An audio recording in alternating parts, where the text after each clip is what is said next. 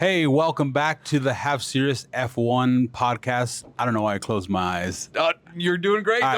Don't stop. Hey, welcome back to the Half Serious F1 podcast, brought to you by beautiful Zito's in San Antonio, Texas. Nailed it. Bam. It's Half Serious, everybody. It's Half Serious F1. We're back. Half serious, but super serious on getting this intro. I don't know. Clearly. Speaking of serious, Monaco. Monaco was very serious. It was certainly not fun or interesting or super exciting, but it was definitely very serious. I didn't get the pleasure of watching it live, so I did take my time with it. I thought it was okay. The benefit there, Rick, is there was not much pleasure to be had. It was fine. It was fine. I don't know. It was a little bit like watching a morning commute. Yeah, just traffic jam after traffic jam. Yeah. So there was that. At least it wasn't in the rain. That's honestly, I would have killed to see some rain. Honestly, I would have killed to see some rain. It was, you know what? It was a great day for teamwork and for friendship, and that's what we're about here in Formula One. Yeah, nailed it. We're friends. We're friends. I definitely seen that, which is kind of the first for me to see where the strategies come in. I didn't really get any of the strategies. Yeah, I heard them calling them out, and I was like, yeah, they're right next to each other. Hell yeah. Yeah, I mean, the strategy was slow them down. So if you didn't know, Rick, I know you know, Monaco had a mandatory two pit stops this race, which is new for Monaco, at least in recent history, as far as I'm aware. Why they did it, I'm sure the FIA made some kind of statement about how it improves racing. I don't know. I think they did it to make it more of a strategic race. I could be totally wrong, but I think that's why they did it, to make it a little bit more interesting, because Monaco does suffer from a lack of passing. It is more of a spectacle race. I think oftentimes, I think of Monaco as kind of a long parade. You know, it's a great way to see the cars. Like the track is beautiful. You know, it is one of those things. But it does not typically make for a lot of interesting racing. And so I think what they tried to do at this two-stop race is make it a strategy race. And it was that, but the strategy, unfortunately, was back up half the grid, get your teammate a free pit stop, and that makes for even less interesting racing. But I can see how that could be good for broadcast, but if you're watching it live, you just see cars passing by. No, absolutely. Passing each other. You wouldn't understand the strategy part of it. Plus, everybody's probably just drunk on the yachts and stuff like that. So, I got to tell you, I don't think anybody in Monaco is watching the race either. Yeah. I think most of the people in Monaco are eating shrimp cocktails and Yeah.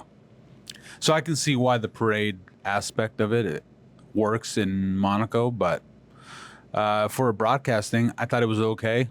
And the strategy part, I didn't quite get, but I was excited that our boy Leclerc won for Brad, because I know Brad was probably excited. Oh, he didn't win. Sorry. Yeah, he got. Why you got to do that to me again? Why you got to do that to me, man? It's a win for them. It's not a win. No, by an inch or a mile, a win is a win. Come on, you've seen Fast and the Furious. It's not a win. Yeah, but wasn't it a break of the curse or something like that? Didn't he break the curse of not getting, or did he win last time? He won last time. He didn't win this time. And so the curse is the curse is back on. Well, sorry, Charles. The curse is back on, and unfortunately, this time around, the curse's name is Lando Norris, who actually won the Monaco Grand Prix. Yeah, if we would have got to the winners, I wouldn't even gone down that road. Yeah. The unfortunate part about doing this F1 podcast is I have to be forced to remember certain things, and one of those things that I'm forced to remember as of right now is that Lando Norris won the Monaco Grand Prix. Yes, he did. I would have settled for almost any other result. I would have been very, very happy about. Lando Norris, good Good job. You know what? Good job. I don't even like he won, but at the same time, I was thinking, what was Verstappen? Was he waiting for like a safety car or? I think so. Yeah. Is that what it was? I think Verstappen's strategy was to wait for a late safety car, which was almost certainly never going to happen. And I mean, where was Yuki at? He could have. Crashgate Part 2. Yeah. Honestly, that would have been pretty sweet. Because right now that's about what Yuki's good for. I would have been like, team orders, take him out. It wouldn't be Operation Yuki Go. Yeah, it wouldn't be unusual for him to go up into a wall. No, unfortunately not. And that's so. let's put this into a little bit of context, because we were actually just talking about the Constructors' Championship before we started airing, and I knew McLaren was in the lead. I had not been paying super close attention to the points. I did not realize that they were now leading the championship ahead of Mercedes by over 150 points. Yeah. To be exact, was 178 points. I might be doing my math slightly wrong. 172. Anyways, by a very, very, very healthy margin, at least double. So I think McLaren has officially painted the town papaya in terms of they would have to do Formula One really bad for there even to be. Yeah, I mean, they would have to lose. Move them down. I mean, they would have to finish outside the points in at least most of the races coming up. And I think even then it would be hard for Mercedes to catch up, because right now they're in a position where sometimes they're not scoring in the points, and that has to do with, I think, more technical failure than driver failure in most cases. Sometimes shit happens too. Like I'll give them that, but not doing exceptionally well, but still in second place and still chasing. They're ahead of Red Bull by 4 points, who is only ahead of Ferrari by 1 point. And so speaking of that difference there, it's the Red Bull Ferrari 1 point difference that I think bothers me the most. They're so close. Because, I mean, when's the last time Yuki scored in the point? How many points has Yuki scored this season? Do you know? I can't tell you off the top of my head. Give me 1 second. I thought it was Imola. Did he score in Imola? Thought so. I hope so. Yuki's got 10 points this season. I thought it was more than that. That's how many points Yuki has. Yuki Tsunoda has 10 points this season. And I'm a Yuki fan. We're both Yuki fans. Yeah. We want Tsunoda to do well. I'm not here to diss my man Yuki Tsunoda. That's not going to happen anytime soon. But in terms of being a team player, being a driver for a team, he's contributed less than 10% of the points. Now, granted, he wasn't on Red Bull for all of those races. We know Liam Lawson had his 3 races too. Yeah. But at this point, I would expect Yuki in a Red Bull to be collecting a few more points. And then you've got Ferrari's Charles Leclerc and Lewis Hamilton, both multiple race winners, and obviously 7-time world champion Lewis Hamilton. In what should arguably be the best car. Not only are they not beating just Max Verstappen effectively in a Red Bull, but they're also not making it to Q3 in Imola. I mean, what is that? That was the biggest upset, right? That I remembered. But they did come back on Sunday to. I'll give them all the credit that they deserve for Imola for the actual race day, because between Ferrari's strategy and their racecraft, they did a very good job at Imola to climb back and get into the points. I mean, where did Leclerc finish? 4th. Let me see. I have it right here. Race result. Leclerc finished 6th. Because he had to give that spot back to Albon after overtaking off the track, which was okay. So it is. And then Ferrari ended up in 4th. Hamilton ended up in 4th. That's who was 4th. So solid points for Ferrari, and all of that can be acceptable. Like all of that, they should be shitty at qualifying now. To give them something to work for. Yeah. They need something to fight for. Yeah, man. It's just been, I don't know. It's a rough season for Ferrari, and it's at this point, right? Like if you're a sort of a rest of the pack team, if you're a Williams, if you're a Alpine, Haas, something like that, you can almost forgive, like, hey, they're not focusing on this year. They're focusing on 2026. They got to allocate resource. It's Ferrari. They should have a car for this year and next year. Every season. There's no way they don't have the resources. And so the fact that they're trailing behind Red Bull right now is patently ridiculous. Yeah. But I digress. Anyways, I won't yell about Ferrari anymore. I apologize. I apologize for not doing it in an Italian accent. I mean, that they're racing in Monaco. I had the results up. That's what for happens. Monaco. That's what happens when you switch tabs. Yeah, I've got Monaco. So Leclerc makes it on the podium. Yeah, as he should have, but Hamilton 5th. Not bad. They're making a comeback. Calling it. I mean, they shouldn't have to be making a comeback, and it's not a drastic improvement of where they've been already. It is, right? I think it is. I mean, yeah, it's a second Leclerc podium. It's still points for Hamilton, but it's not enough, right? I mean, for those two drivers to be competing with Max Verstappen, one driver, and to be around the same points, I think is at crazy. the end of every podcast now, we will pray for Ferrari.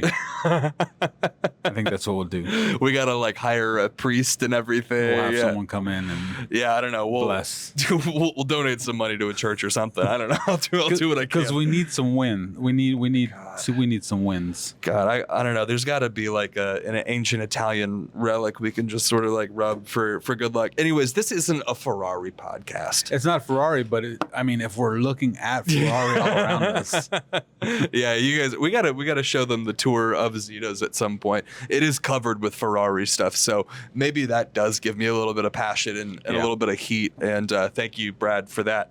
Because it's certainly not a Red Bull podcast, I'll tell you that much. Norris was on pole. Yeah. So it wasn't too out of the norm for him to win the race. No. Well, it's not, too out of the norm for him or Monaco. Was it his best win? His best win? I mean, what other win has he had this year? He's had two, right? Did he? Two. The first? Because he didn't win in Miami this year. Where did he win? The first race, wasn't it? Was it the first race? Was that Bahrain?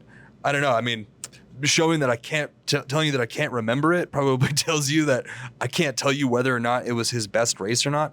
I mean, for him to not get passed by Charles Leclerc in Monaco is something. I'll give him credit for that. Australia was the first race. Australia was his, because there was a few races there where we were like, is Lando Norris going to win? Right.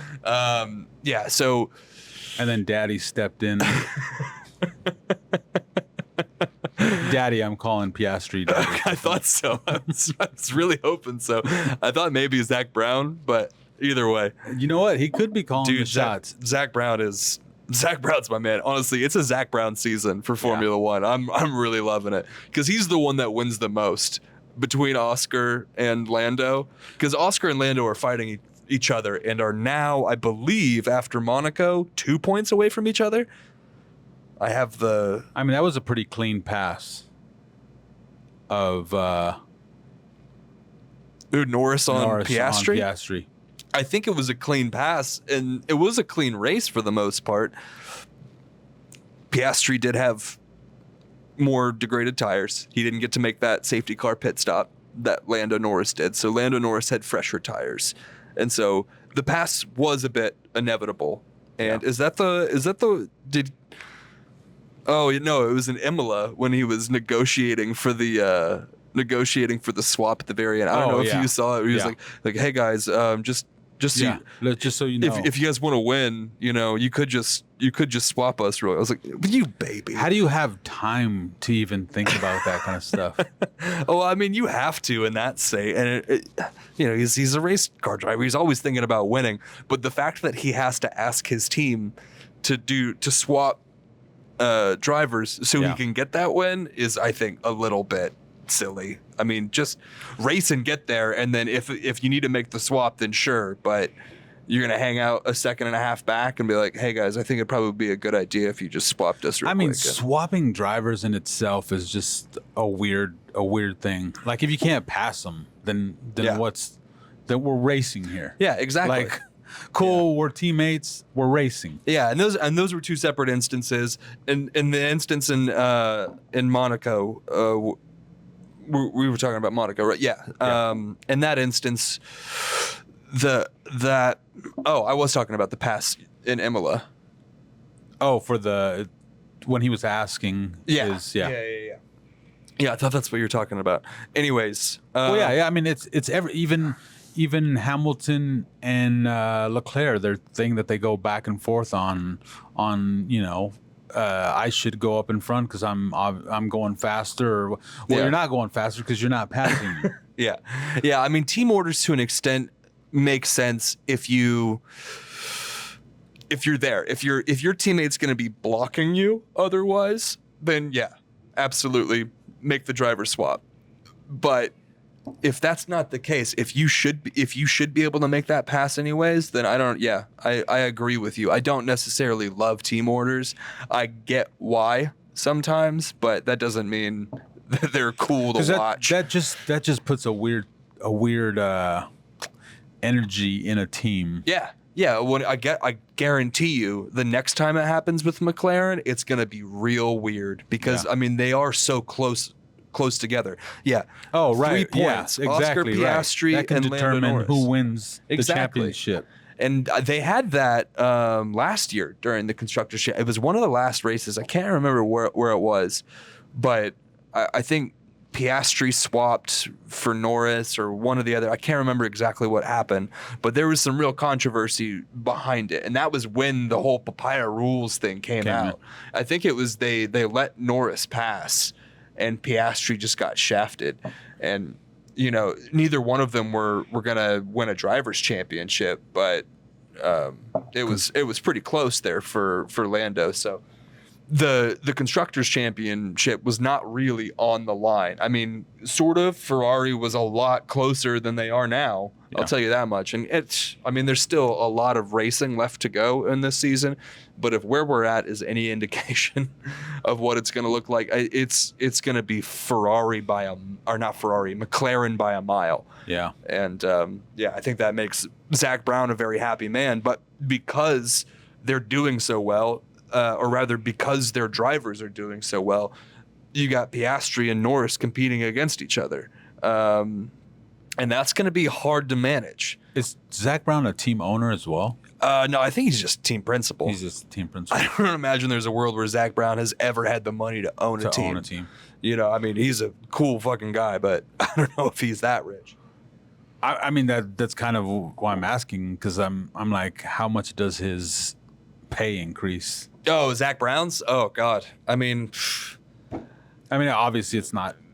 Probably. It depends on how much more money Google gives them, I guess, and there's a hefty payout that comes with winning the Constructors' Championship. Every team gets a little bit of chunk. It all comes from ticket revenue, and there's other major sources of income that F1 sponsor stuff. Yeah, some F1 sponsor stuff. I'm not totally sure where all that money comes from. Broadcast for sure. I saw a pie chart a while ago where some of that money, but it's not totally disclosed because it is F1 and it's super fucking shady. All the other teams just use Safari just to make sure. I had a theory the other day that Max Verstappen. Safari as in a web browser. Yeah, there you go. My theory was that Max Verstappen is a part owner in McLaren just so he can have somebody to race against. Because I mean, last year it was rough, man. I mean, Verstappen just winning every single race. I thought he was genuinely bored. And it wasn't until Brazil, Interlagos, where he came back from like P20 to win the race. It was P15 or something like that to win the race in the rain. I sometimes don't even put Max in anything because he's just up at. It's almost like the teams start after Max or yeah, something. no, absolutely. Like it's there's always an asterisk next to his name for me because it's like, yeah, it's Max Verstappen, obviously. I think we got a guest. We must have a guest. Are we gonna bring him on the pod? Is it time? Yeah. So for I completely forgot what I was saying, dude. Yeah, that's kind of what I'm so mad about with Ferrari is the fact that Max Verstappen, the individual, is beating Ferrari as the a team. you know, but it's not necessarily surprising. And if you go back to Imola, you look at that first lap pass on Oscar Piastri, like it shows all the experience, all the skill, all the instinct. Well, that's all it takes is one person, though, too. Exactly.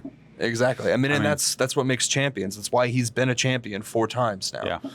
And he's doing everything he possibly can to keep that. But with 2 drivers who are pretty good, one that should be at that level, or has been for sure. Yeah, I mean, putting Yuki in a top 10 drivers finish this year is going to be hard to argue.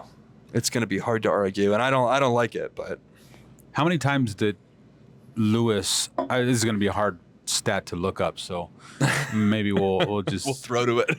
something. How many championships did Lewis win after Max started? Oh God, I mean, I'm thinking at least 2 or 3 with Mercedes. But not many. That asked the question is how many years did Max Verstappen drive without winning a championship in F1? I guess that's true too. And that's a more interesting question. Let me see. But I think that comes along with not only age but experience because he was super young when he started. He was like he was the youngest when he started, right? I don't know about Max if he was the youngest when he started. I know he was born in '97, which makes him younger than me, and that kind of bothers me a little bit. Highest race finish won 65 times. Yeah, it's gonna be a fun rest we'll of have to look at that. Rest of the season. And I think we could probably get off the subject of Ferrari. Yeah, it's so hard. Hopefully, if they win one, then I can stop moaning about it. Yeah, man, just for it to be Imola, for it to be Monaco, and again, their race results weren't terrible. Yeah. It's just all of the bullshit it took to get there. Yeah, that is kind of horrifying. And again, the overall trend of where they're at in the constructors' champion. I can't stop thinking about it. Yeah. So. Yeah. Well, Monaco as a race, it was okay for me. It was fun to see the strategy stuff, even though I didn't completely get it. But it was fun to see. You know, it's always fun when you don't know. You know, it is fun to watch them pit and see if that strategy works out because you see it right away. Oh yeah. Do they get the overpass? Do they get the underpass? Whatever. I don't even know exactly. Undercut. Yeah. You know, and so you see that. Yeah, right that away. little. I mean, Norris had it with Albon. I think it was. I can't remember if it was Imola or Monaco. I've been rewatching the highlights, so they're sort of blending together to me. But he was racing with Albon out of the pit lane to get that undercut. Well, I guess he wasn't even an undercut. It was. Oh God, he was protecting from the undercut. I can't remember the term for it. But yeah, he raced Albon right to the edge of the pit lane. Yeah. You know, and he was able to just make that pass. If he hadn't, who knows? Maybe Albon made a 4th place win and made it to P4 rather than P5. Yeah. I don't know. Who knows? I doubt it, but we'll see. Yeah, and Russell getting a little scrappy there in Monaco. Monaco. Yeah, dude. That's another part of why I wasn't terribly fond of the 2-stop mandatory, because hey, George Russell's a one-stop guy. He's a one-stop He's a guy. one-stop guy. He doesn't do all this 2-stop bullshit. That might have been why he was so scrappy. Part of it was, I think he was bored. He's like, I'll take the penalty more than anything. Yeah. And I kind of don't blame him, but it was stupid, you know? Yeah. He lost points for it. Had to go pick up a number 2 through the drive-through. Yeah. First time I heard drive-through. Drive-through. So I was like, wait. Honestly, the fact that McDonald's does not sponsor the F1 drive-through like thoroughly amazes me. That'd actually be McDonald's drive-through penalty. Picking up a number 2. Yeah. You know, it's Russell was kind of funny. I like seeing him snap a little bit. Yeah. I like seeing him get a little impatient. But more than anything, I think what bothered me about Monaco, and probably what bothered George Russell about Monaco, is it just wasn't much of a race. Yeah. Just wasn't much of a race. And I think the moment he tried to make it a race, it was like, no, you can't do that, asshole. Because again, there was one part where David Coulthard was talking, and what does he said? It was a choose your own adventure down at the chicane. For sure. So many people. Verstappen did it. Antonelli did it. Yeah. Well, he almost ran into the back of Albon. Yeah, that was a close one. You know, that was a close one. Actually, that's where. Oh no, it was right before when Gasly ran into the back of Tsunoda. It was right before that. Yeah. That was a crazy little rip your front tire off. Oh yeah. Type. Yeah, and he tried to wobble it back all the way back home too. Well, and then I wonder if that was too. a strategy to drive it all the way back. Because he should have not driven that thing all through the course. Yeah, I don't know. He sure as hell tried. Did he make it all the way back? He made it all the way back. Oh, God. Like just trail. There's trail not a lot of debris. cranes. There's not a lot of places to get the car off the track in Maybe that's what Monaco, he was unfortunately. So That's probably what he was thinking. if he didn't get it back, it probably would have been a full safety car if it wasn't. And if he, I don't even know. It could have even. Yeah, it probably would have been a full safety car. It wasn't. I can't remember if it was a full safety car or not with him. I had down here that Piastri almost losing it. I think it was like I'm gonna almost lose it. I'm about to almost lose it. It was like the lap 44. So he almost wasn't in it. Oh yeah, he had that bad slip. Yeah. Almost into the wall. I was like, he did lose it. He didn't win. No. Yeah. Yeah, you're right. Almost losing. Definitely lost. My terms are off. Leclerc won. Yeah. Piastri, in a perfect world. Yeah. In a perfect world, Leclerc wins and Piastri almost loses. That's a perfect perfect Monaco for me. And Norris is watching from a yacht. Hey, Norris would be for sure watching. What do you have on there? Is this a yacht party rumors? Celebrity? Oh, no. No. We weren't going to go down that lane because we don't know. We don't want to start any rumors. This is the Half Serious podcast. We don't want to start any rumors about Angelina Jolie and Brad Pitt getting back together. Oh, speaking of in which, Monaco. Can you simply just not wait for the F1 movie? That's what it is. Oh my God, dude. She was there for the She had to be, yeah. for the premiere. That poor Jennifer Aniston. Yeah. Yeah, for anybody that didn't live through the early 2000s, this makes no sense. And why are you watching our podcast? Find a more relevant source of information, please. Well, it was a strategy-heavy Monaco. Yeah. Thanks for taking us home. With some lovely scenic routes. Yeah, honestly, and that's what Monaco is for me. Monaco, they're like, do you think they should get rid of Monaco? So like, at least no, you don't get rid of Monaco. You just let it be a parade. Like, just enjoy it. It's Monaco. Come on, dude. I think it should be directly in the middle of the season. So it's almost like a reset. Almost, yeah. Like you Yeah, I mean, parade it's your not cars, far off. and I it mean, looked not like about that. everybody kind of had like new stuff on their car, right? Is that what it was? Liveries? Updated No, liveries? like wings and arrow. Yeah, I think a couple people brought some new stuff out, but I think all that was from Imola. Oh, I can't imagine why you would test at Monaco. Like, why? I mean, no, outside just to of show it off. I was like, genuinely. they don't get to see it in other places. Oh, maybe, I don't know. Yeah, because you wouldn't need the downforce because they're not that fast of corners, and I do know that. Yeah. It's just, I mean, it is a race, and I don't mean to downplay it. It is a race, and like there have been some crazy, awesome, historic races that happened at Monaco. A lot of bad crashes as well. Yeah, it's not happening for me right now, and I think a lot of why 2026 rule changes are happening is because all throughout this last generation, Monaco has kind of sucked, and it's really the crown jewel of Formula One. And I think smaller cars, a little bit more agile, a little bit, they're not going to make the track wider though. That's for sure. So no, they're not going to. I did see somebody say you should make a jump. Right at the yeah, new chicane. yeah. I'd love to see that. Well, it would be if they just started putting like that track on like stilts. Yeah. So if you go off the track, you basically just fall off. I think they just need to get rid of that chicane and make it a straight, and then you would have like one really good straight coming right out of the tunnel.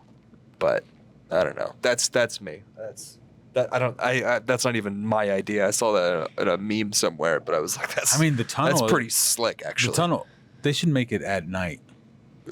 Monaco but at it's night. Beautiful during the day, like sunset Monaco, the yachts, the water. I mean, at night. Yeah.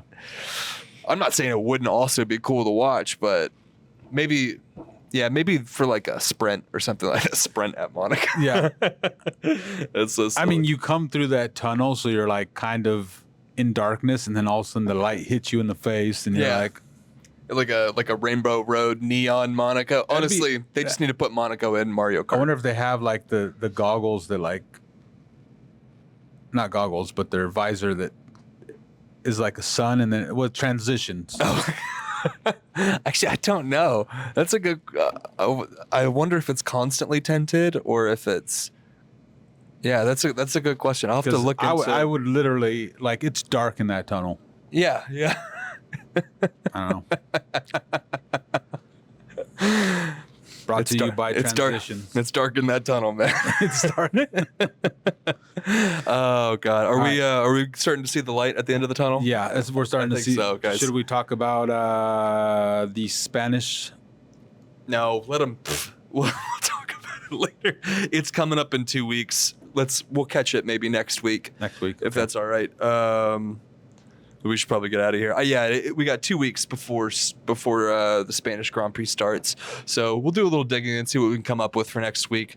I know we kind of missed one in there. We've been a little bit disparate with our recording schedules. So we're like super busy.